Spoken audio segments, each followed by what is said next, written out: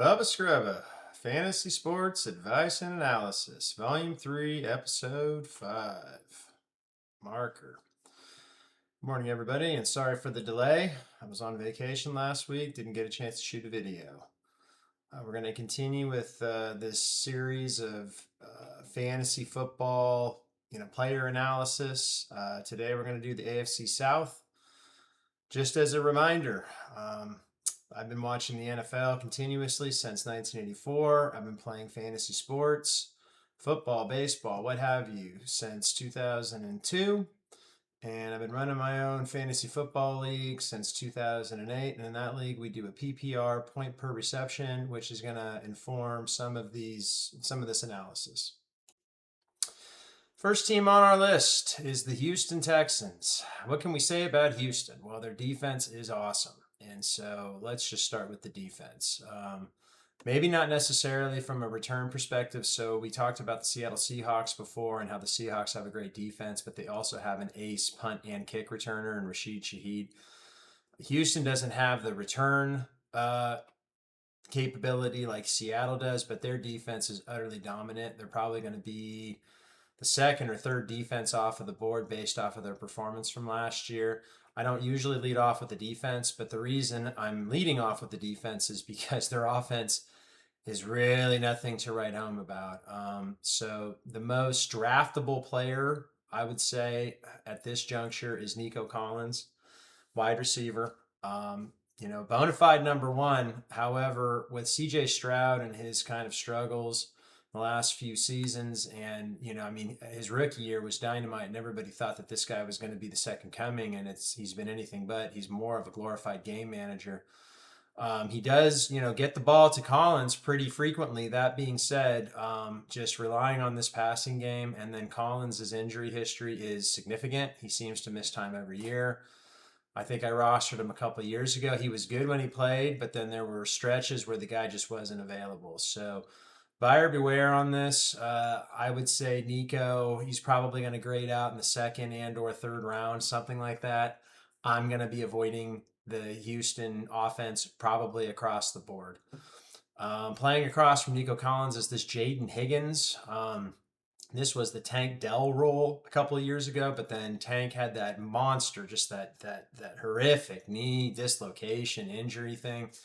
And so this Jaden Higgins now is the new rookie or second-year player, I believe. But unfortunately, CJ Stroud just doesn't throw the ball enough to support two players. And anyway, so I don't really think, this guy is borderline draftable, maybe last pick, something like that. Obviously, he could come out of left field and surprise us. We'll watch him in the preseason and see if there's anything, worthwhile there.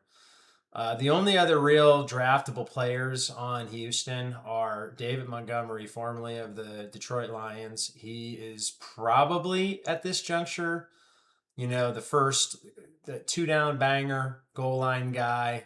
They do have this Woody Marks, who was a rookie last year, who flashed a little bit. He was, on and off as far as what he showed on the field. I think he was a sixth-round pick, so they didn't invest significant draft capital in this guy. But from everything I've been reading right now, and we're well into training camp, that this Woody Marks is kind of the third down guy. I don't have a problem drafting Montgomery, but you would have to get him in, let's say, round 6, maybe. He could, come on like he did the last few seasons in Detroit, where score you maybe 8 touchdowns or something like that. But I mean, it's a stretch to project this guy as a 1,000-yard rusher.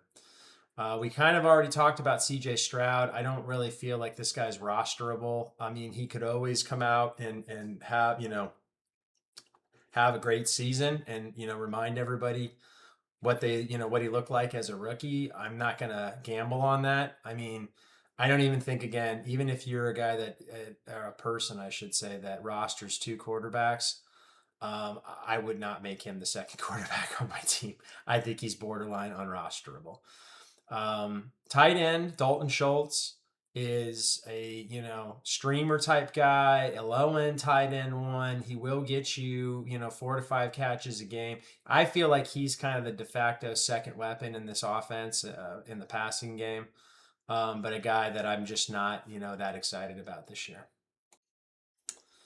Contrasting Houston is the Jacksonville Jaguars offense. Now, I mean, say what you will. I mean, this is an offense that's almost overflowing with abundance as far as offensive players are concerned. And I'm thinking that potentially with this Liam Cohen in year two, this guy's a legit coach. He showed out when he was with Tampa.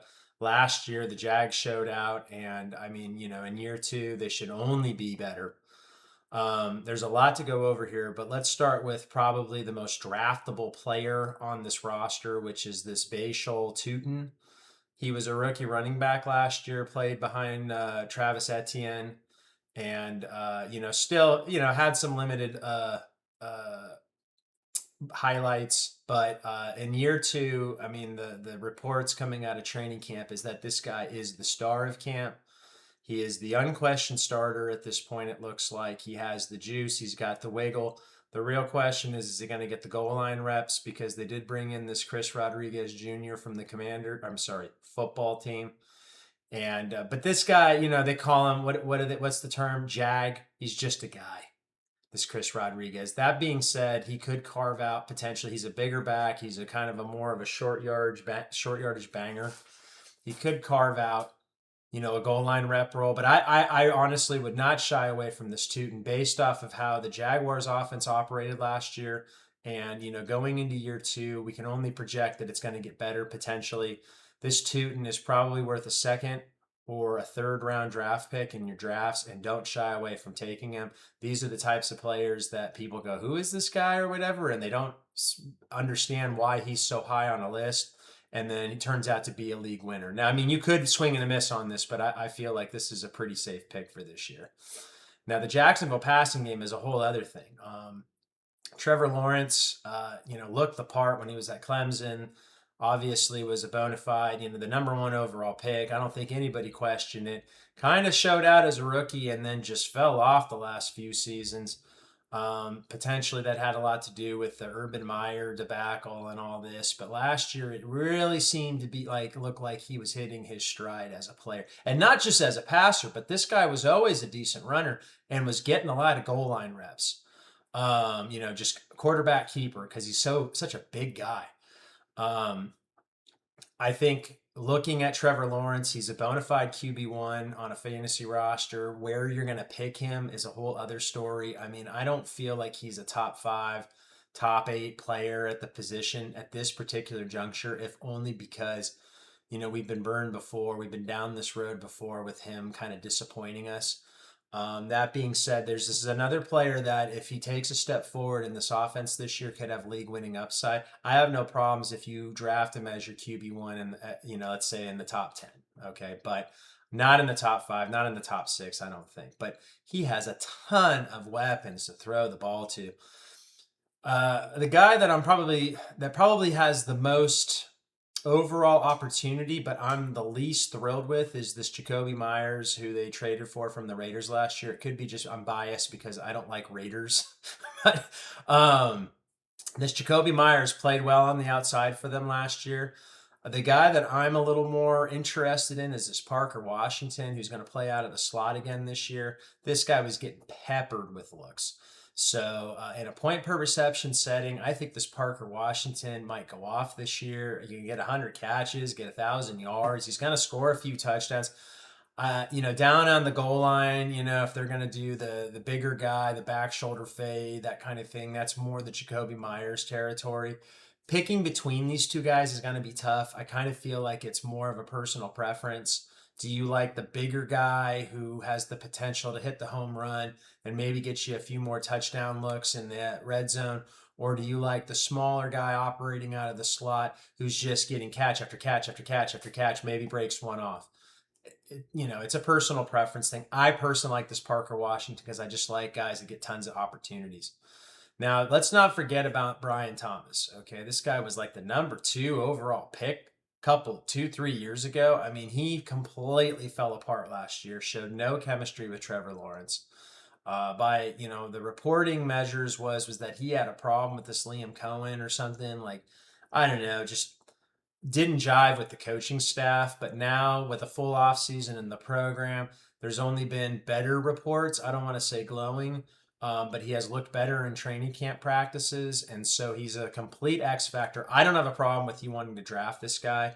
Um, I mean, obviously, I think you're going to draft him as a wide receiver 4 on your roster. If you could get this guy as a wide receiver 5 and he goes off, you have league winning upside there. Okay. Where to pick him is another story. I mean, I have to do some more mock drafts. I mean, round 8, round 9, round 10. If you could get Brian Thomas in those and he goes off, I mean, again, league winning upside. The other guy to mention is this Travis Hunter, who is the number 2 overall pick in last year's draft. He's the two-way guy from Colorado.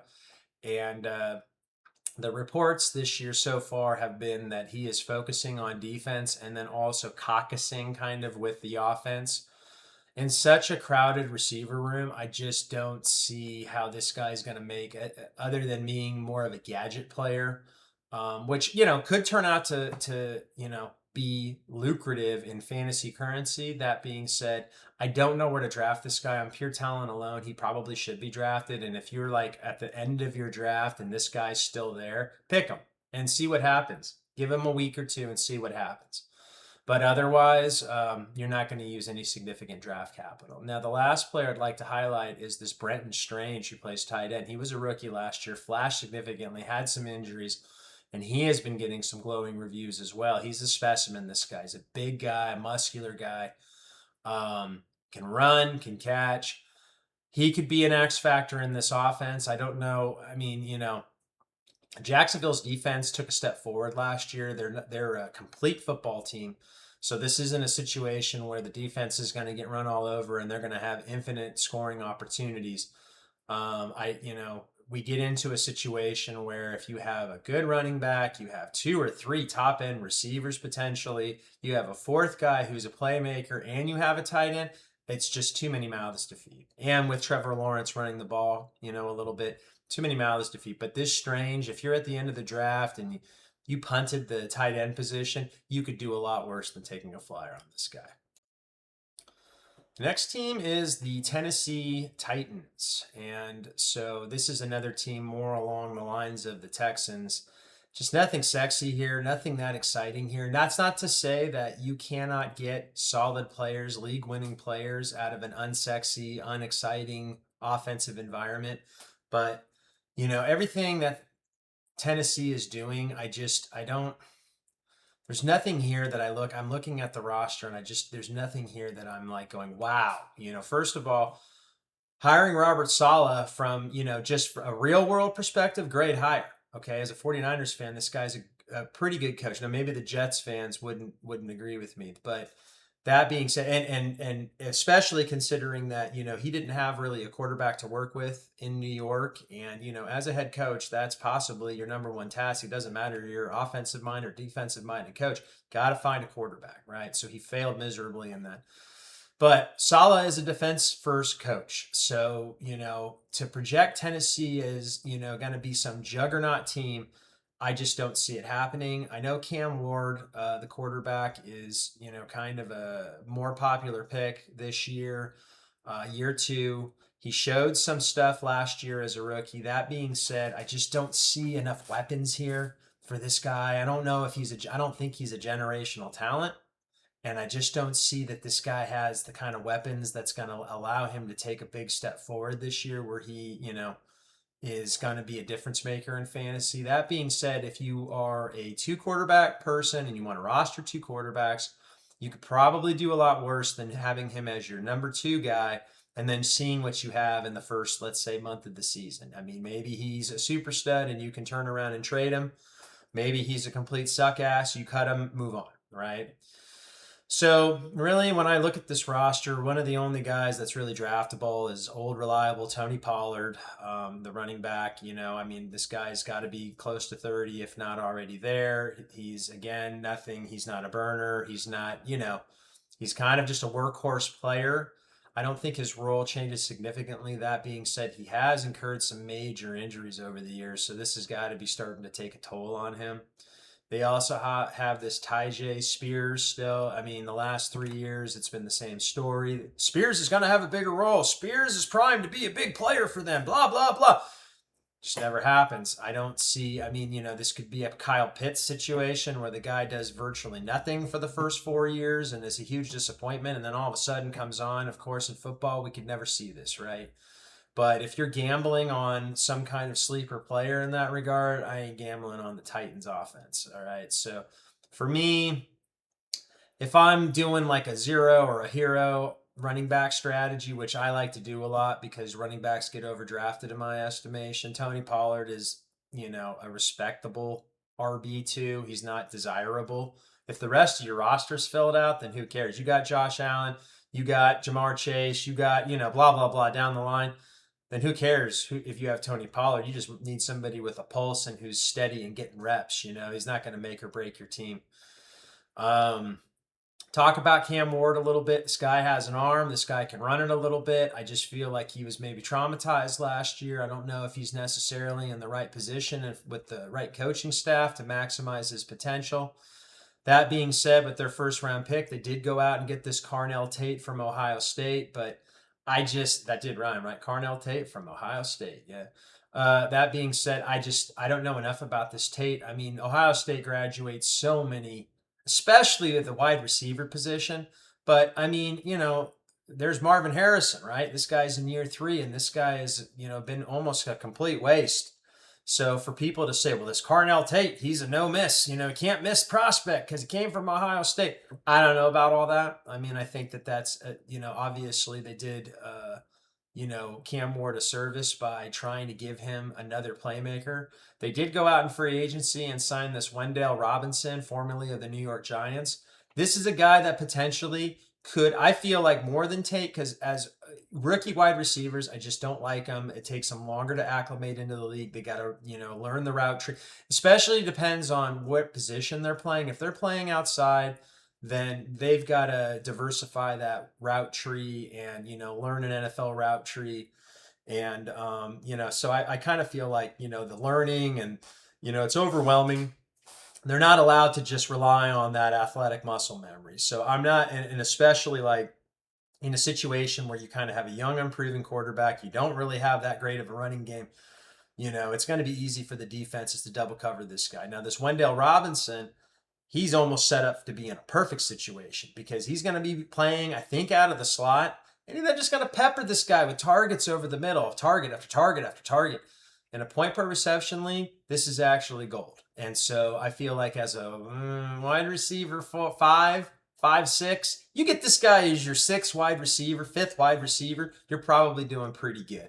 And he's probably going to be a fairly useful player for you. Now, lurking in the outside here is this Calvin Ridley. What can we say about Calvin Ridley? First round pick, a gazillion years ago at Bama. Then he had the gambling scandal thing. And I don't know. I mean, this guy, I think he was in Jacksonville. I can't remember where he was before. Was it Jacksonville? He probably wishes he was still there. He goes to Tennessee. His career has fallen off of a cliff. He could be the number 1 receiver while this Tate gets acclimated. I mean, we'll see. The preseason's going to spell this out, and I'm going to have further videos that go into, some updates and, where we're at with certain players now that, I've made some of these videos. But I just don't see Ridley being a factor this year. Lastly, we have the Indianapolis Colts. So this is another kind of unusual team. I don't feel like they're stronger than they were last year, but they could be potentially still a very dangerous unit. Jonathan Taylor, the running back, is a bona fide first-round pick. If this guy is healthy, he's going to get carries. He has a knack for the end zone. He had, for the first half of the year last year, he had a monster season. I mean, this guy was well on his way to being, fantasy RB1, RB2 or something like that. But then, Daniel Jones got injured. The offense got kind of discombobulated. I don't, this guy's had a couple of mediocre seasons before last year. He had a couple of really great seasons, including one season where he was a superstar. I mean, he was like the number 1 overall running back. And he had some injuries. Indy's offense was, whatever. Turned it around last year. Feel like he could turn it around, follow that up. If you're picking at the end of the first round and you're dead set on getting a running back, pick Jonathan Taylor. I'm not necessarily super excited about picking him, but, You could probably do a lot worse. Like if you get cute and try to draft the guy, oh, I forget his name, from the Raiders, and go, oh yeah, I'd rather have him, the rookie running back from last year, who underwhelmed. Outside, you've got a couple of decent wide receivers, this Alec Pierce and Josh Downs. Now, this Pierce is the nominal number one. However, he is coming off of an injury. They gave him number one wide receiver money after they shipped Michael Pittman out of town. And, they're kind of got rely on him to be the number one receiver. Is this guy that? I don't know. I don't think so. I mean, I think that the Colts were just worried they were going to lose him for nothing. Some other team was going to swoop in. One of those teams being the 49ers, apparently, were interested in signing him. But I'm not in love with this player, but, if you get him as your wide receiver 3, wide receiver 4, now where he falls in the draft, I don't know. Maybe round 5 or 6, potentially. This Josh Downs is a more intriguing player. He seems to be on the field a lot more. Is a bit more, unique in how they deploy him on the field, a bit more just resilient as far as you can line him up outside, you can line him up in the slot, just depending on where they need him. As far as the value between Pierce and Downs, I like Downs because you can get him rounds later, and he might just turn in just as much value as Pierce does.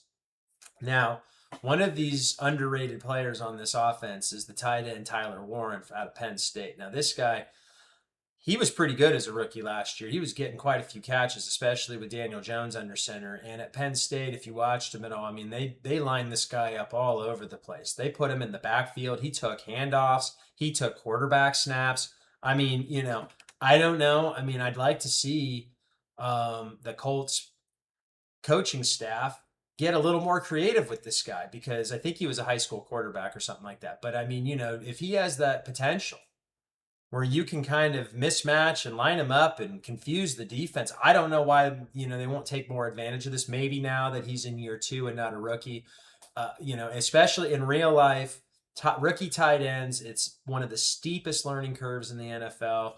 There's hardly any rookie tight ends in real life or in fantasy that do anything big, because they have to learn the position. They have to learn the blocking schemes. They have to learn the route trees. They have to, and they're responsible for so many things on the field. But I do like Warren as a high-end tight end one this year. I'd say in the 4, 5, 6 range as overall tight end. This is a guy that I will be targeting, and you probably are going to have to pick him no later than round 4 if you want to roster him. The last person in this offense is Daniel Jones. I don't know how this guy keeps earning a contract. He was playing well last year, blew out his Achilles, and now he's back on the practice field with no restrictions, and they say he's looking pretty good. I'm not hanging anything on Daniel Jones this year.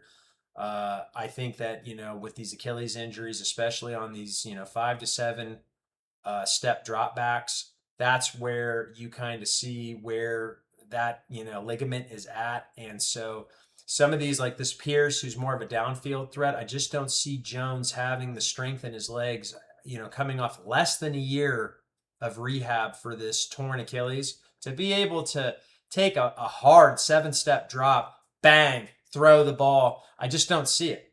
That's why I kind of like this Tyler Warren or this Downs. They're going to play underneath a little bit more in the 3 to 5 step drop back. Boom, boom, boom, ball is out, right? And so as far as a rosterable quarterback, again, if you're hellbent on doing rostering 2 quarterbacks, then I guess he could be a serviceable number 2, but this guy's waiver wire fodder.